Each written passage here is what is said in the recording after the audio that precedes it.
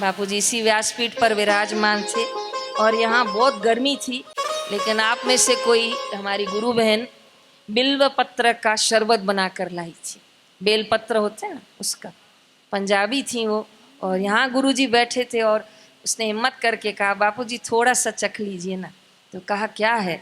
तो कहा बेल पत्र का शरबत है, शक्कर डाली है, मिश्री। कहा जी मिश्री। तो यहाँ बापूजी ने 2 घूंट इसी मंच पर पिए थे, मैं यहीं आपकी जगह पर बैठी थी।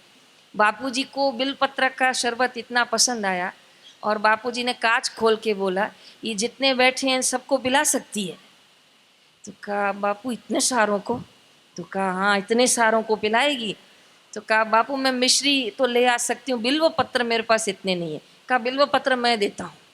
और बापूजी ने आश्रम वालों को कहा बिल्व पत्र ले आओ, और वो मिश्री लेके आई और पानी में घोलकर पूरे पंडाल को बिल्व शरबत का बापूजी ने उस दिन पान करवाया। तो ऐसे हमारे गुरु हैं कि जो स्वयं पान करते हैं। आज भी बापूजी ने कहा जो दुख है वो अपने पास रखने की वस्तु है और जो खुशियाँ हैं वो बांटने की वस्तु है। इसलिए हम गाते हैं जोगी रे क्या जादू है तेरे प्यार में। सोलन आश्रम का एक बहुत प्यारा अनुभव है। बापूजी की कुटिया वहाँ ऊपर है। कोई गया है सोलन? हाँ। तो स्वामी जी वहाँ सोलन पधारे थे, तो ऊपर वाले कुटिया पे बापूजी रुके थे और नीचे आपके जैसे कुछ साधक दर्शन करने आए थे। तो वो लोग नीचे बैठे थे कि बताया बापूजी ऊपर निवास कर रहे हैं। तो सुबह सुबह बापूजी सूर्य भगवान को जल चढ़ाए थे। तो जल तो गिर रहा था पर बापूजी नहीं दिख रहे थे। तो लोग सोच रहे थे पानी कहाँ से गिर रहा है, तो समझ में नहीं आया। फिर गुरुजी जल चढ़ाने के बाद वहाँ बाहर बैठने की जगह है, तो बापूजी वहाँ कुर्सी लगा कर बैठे और सेवक ने बापूजी को कुछ चने भोग लगाने के लिए दिए। तो बापूजी जब जल चढ़ाने आए थे ना, इनको नीचे देख के गए थे कि ये लोग बैठे हैं। तो बापूजी 1-2 चने खाए और 1-2 चने ऊपर से नीचे फेंके। तो नीचे चने तो गिर रहे थे पर ये नहीं समझ में आ रहा था, पहले पानी गिरा अब चने गिर रहे हैं। तो फिर नीचे वालों ने पूछा क्या करें, चने उठाएं कि नहीं उठाएं, ऊपर से चने गिर रहे हैं। उसने कहा भाई ऐसे कैसे उठाएंगे, पता नहीं चने कहाँ से आ रहे हैं। तो केवल आवाज़ आई, मैं भी खा रहा हूँ तुम भी खाओ। फिर तो चने पे जो सब झपटे, तो वो बोले वहाँ गिरा था वहाँ गिरा था। ऐसे बापूजी सोलन आश्रम में इतना विनोद करते हुए इतना आनंद से रहते थे। आनंद संत फकीर करें, जो आनंद है फकीरी में वो आनंद नाही, अमीरी में वो आनंद नाही, जागीरी में। तो संत अपने स्वभाव में तृप्त हैं। दुनिया की नज़र में बापूजी जोधपुर हैं, दुनिया की नज़र में बापू भीतर हैं, लेकिन जो ज्ञानमय दृष्टि से देख सकता होगा वो देखेंगे कि अंदर और बाहर हमारी सोच है।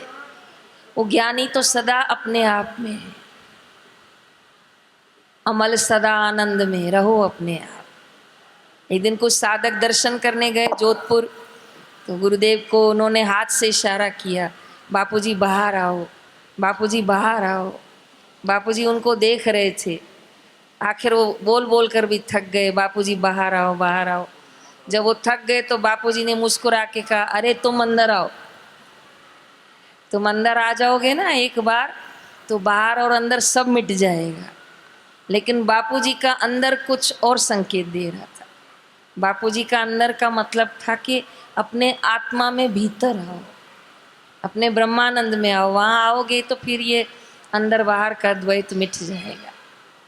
तो कोई हमें आधा घंटा भी किसी कक्ष में बंद कर दे तो भी हम परेशान हो जाते हैं, लेकिन महापुरुषों को न अंदर न बाहर, न सुख न दुख, सदैव तुरियातीत अवस्था में साईं लीलाशाह की कृपा से ऐसी अवस्था में कि आज भी गुरुजी कह रहे थे कि मैं भाव विभोर जरूर हो सकता हूँ पर मैं कभी रो नहीं सकता। कहा रोना किस लिए? तो आप सोचिए कैसे हमारे गुरुदेव की ज्ञानमय स्थिति है।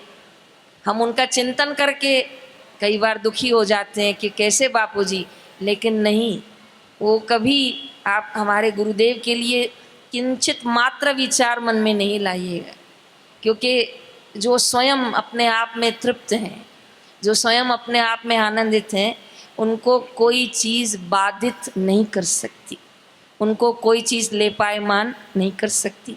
फिर भी प्रार्थना करके जाऊंगी कि विशेष बापूजी की कृपा मिले और हमारा एक ही संकल्प जरूर फलीभूत हो कि ओम ओम ओम बापू जल्दी आश्रम आए। जब हम आते थे तो ये आश्रम भी छोटा पड़ जाता था, तो आज पावन पर्व पर हम यही गुरु जी से मांग रहे हैं कि ये व्यासपीठ आपके बिना सूनी है, अधूरी है। हम आपकी करुणा कृपा से चल जरूर रहे हैं, पर चलने में आनंद और तृप्ति तब आएगी जब आप व्यासपीठ पर विराजमान होंगे। यही हमारे गुरु चरणों में प्रार्थना है।